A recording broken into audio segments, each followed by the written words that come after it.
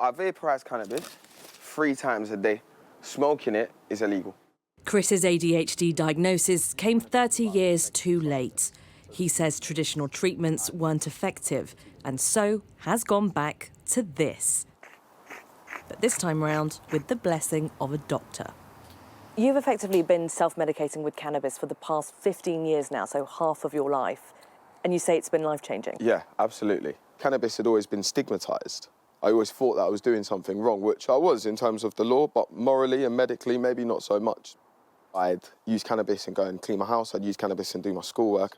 It stopped me shouting out in class. It helped me sit still, and it just helped me focus and it helped me relax. I remember waking up after an 8-hour sleep one time in my mid-20s, ringing up my mates saying, "Hey, lads, I slept for 8 hours, can you believe it?" And I'd never had the ability to do that before. And so it comes as no surprise, with years-long NHS waiting lists and a 400% rise in adults seeking a diagnosis since 2020. More people are turning private or to the black market to help ease their ADHD symptoms. People are self-medicating because when you're deprived by the NHS of good choices, you're then making bad choices. The options of formal medication are years and years and years away, and you need to survive until that time. It's supposed to be a target of 18 weeks.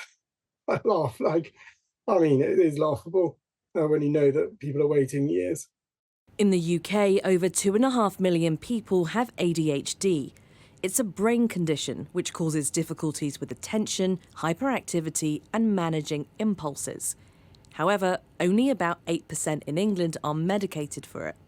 And it's thought 2 million people have ADHD, but without the official label, because of mistreatment and misdiagnosis. And so people are taking matters into their own hands, as witnessed by John Robson, whose business is booming.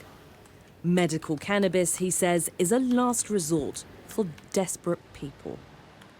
What we've seen is an increase in demand from patients who suffer from psychiatry conditions, who are feeding back that the medication we are prescribing is helping them come off traditional medications, which sometimes can cause side effects, etc., and are aiding them in living a more normal life.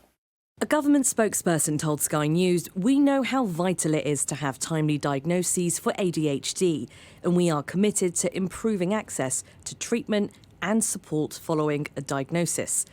While specialist clinicians can prescribe cannabis-based products for medicinal use, cannabis does remain controlled under Class B of the Misuse of Drugs Act. But despite this, illegal cannabis continues to plug the gap. Many are saying current services are failing to fill. Greater regulation and resources are needed now, more than ever. Sabah Chowdhury, Sky News.